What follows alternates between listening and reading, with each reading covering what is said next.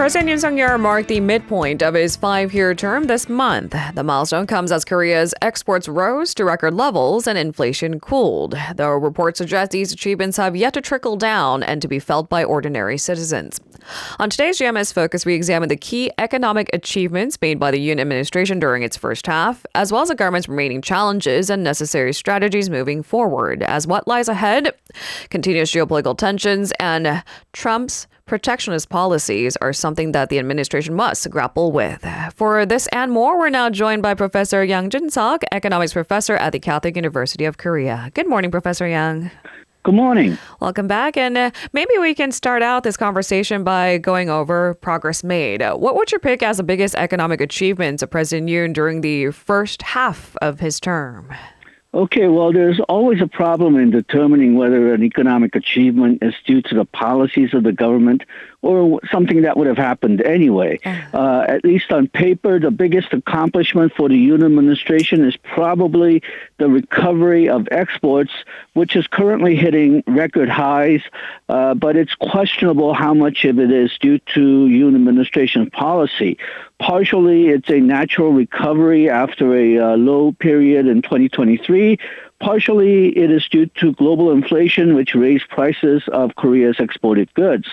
And then another achievement that's talked about is successfully managing inflation and disinflation.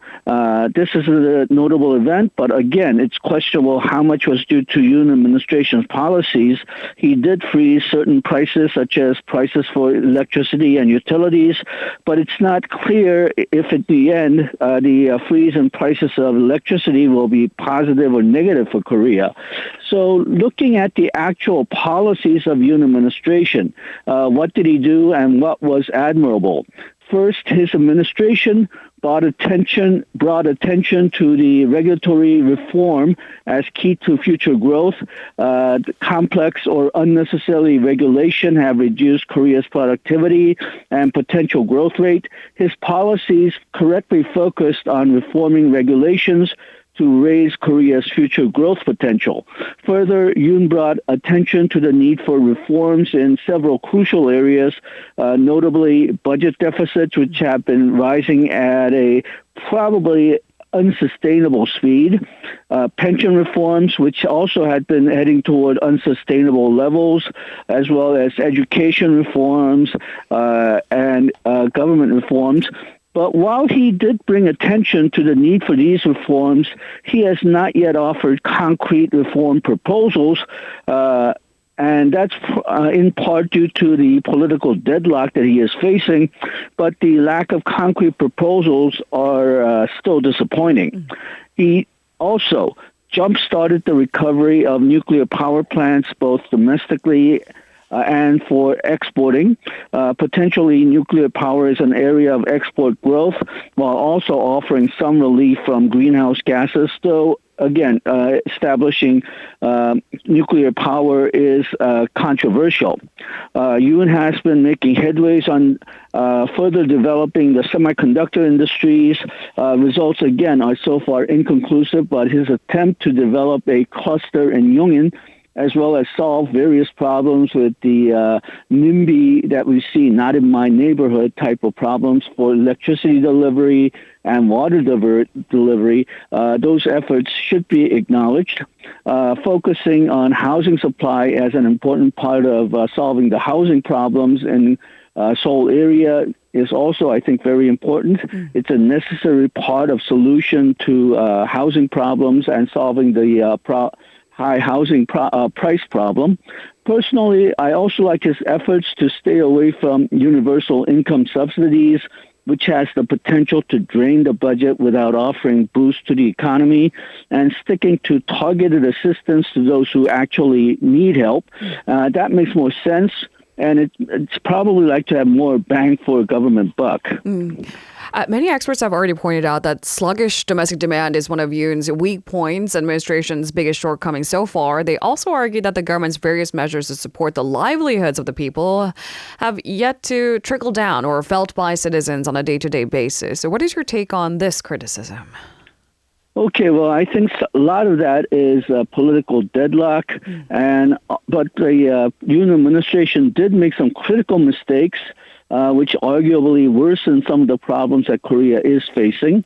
But much of these problems have been piling up for decades, and it may be somewhat unfair for Yoon administration to take all the blame. Some of these long-term problems are the reason why we don't perhaps feel some of these policies taking root and making things better for the everyday people.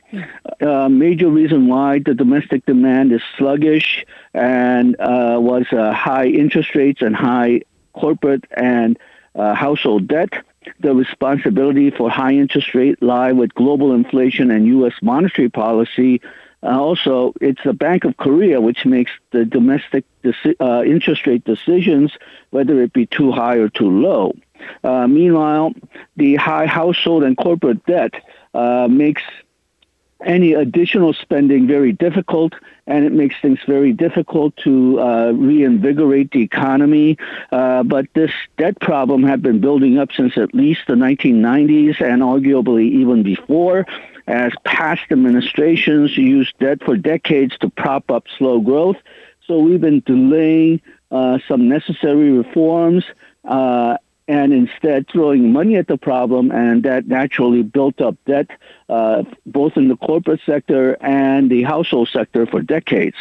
Now, Yoon has refrained from additional government spending, and a lot of people argue that that's exactly what Korea needs right now, additional spending to prop up the economy.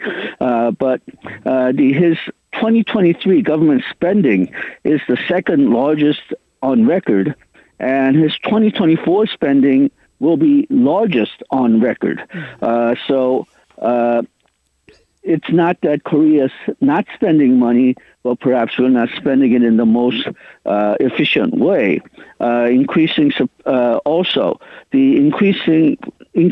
the percentage of spending that has to be legally mandated spending on welfare, that has been rising, but has been not only Yoon, but the past administrations, and I'm not just talking about the last administration, but several past administrations, which have been building up these mandatory spending, which makes controlling government spending very difficult.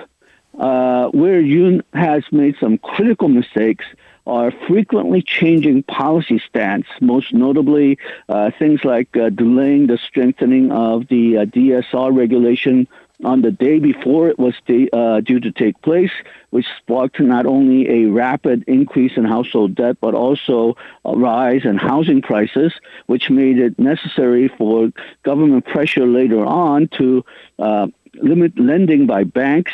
And doing it through government pressure is not the best way to control debt.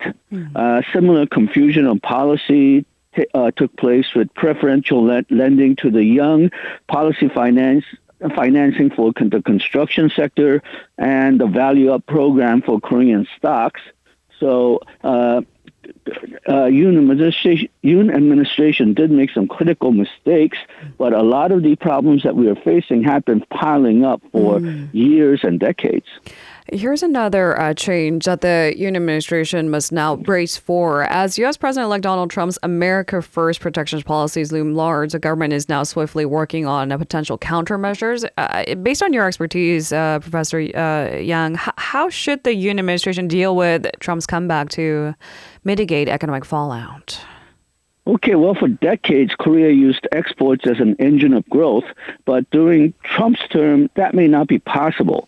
U.S. tariffs will affect Korea's exports to U.S. directly, and U.S.-China trade war will affect Korea's exports to China indirectly. So Korea will try to find third markets, but so far, Trump's policies are likely to bring down global growth rates, so third markets may be hard to find, but South Asia and Europe does offer at least some outlet for Korean exports.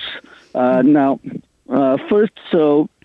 Korea cannot count on Third, exports as an engine of growth. Korea will have to look at domestic economy as engines of growth, which means, again, Korea will have to deal with these long-running problems and carry out reforms in pension, government budget, labor market, housing market, education, and so on.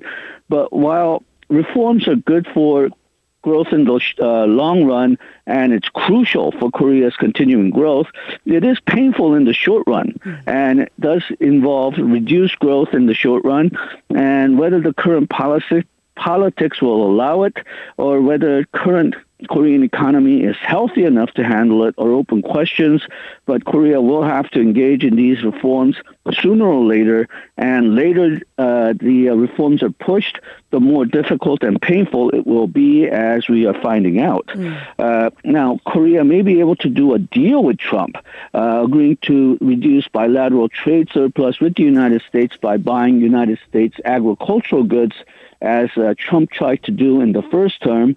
And we have seen in the last 2 or 3 years in Korea that extreme weather can drive up prices for Korean agricultural goods. So to reduce price volatility of agricultural goods, Korea will have to open up its agricultural markets anyway. So we might as well use it as a negotiating leverage with Trump.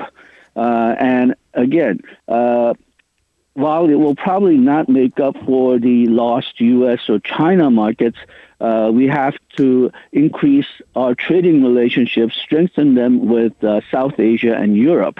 And most importantly, we have to be strong against Trump. If Korea bends too much to Trump, he will take advantage and push for more.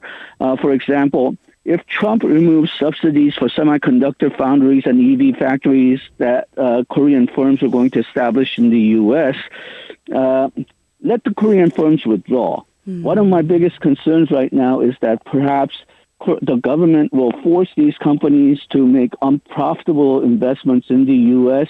Under the guise that we will we want to maintain good diplomatic relations with Trump. But I think when we do things like that, Trump will try to take advantage and always ask for more and more. So it's going to be difficult, but Korea needs to play hardball with the U.S., and it has to be willing to take losses.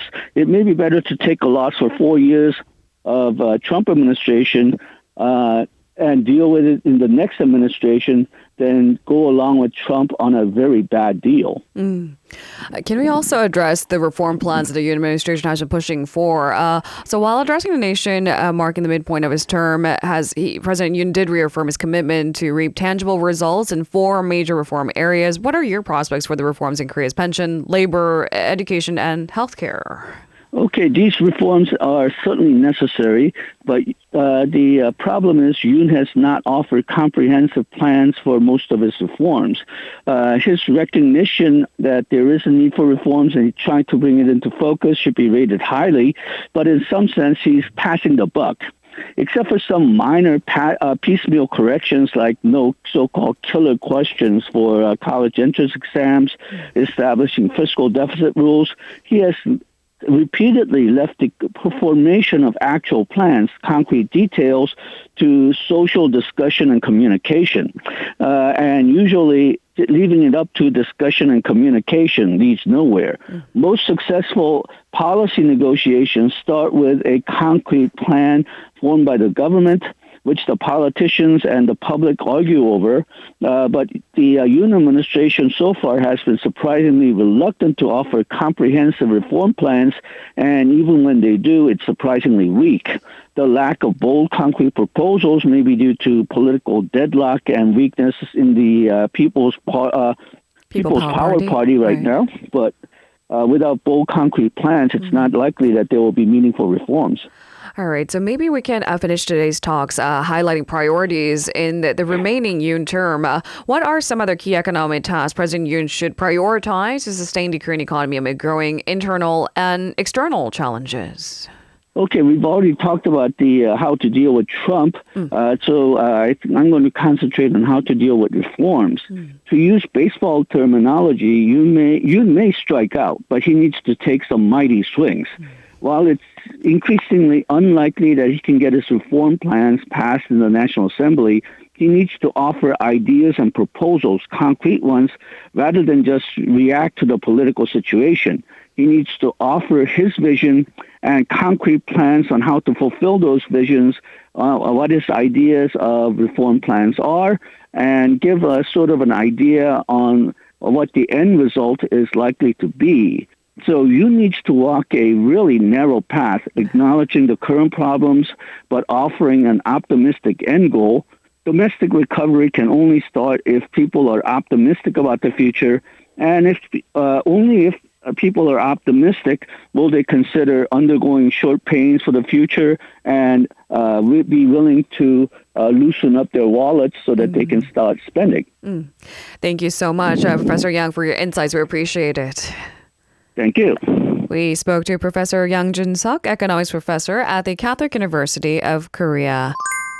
If you're listening to our program using the podcast service, just a reminder that we do go live Monday through Friday, 7 a.m. Korea Standard Time. So tune in and help us make the show more informative by giving us your input. See you bright and early on Good Morning Seoul.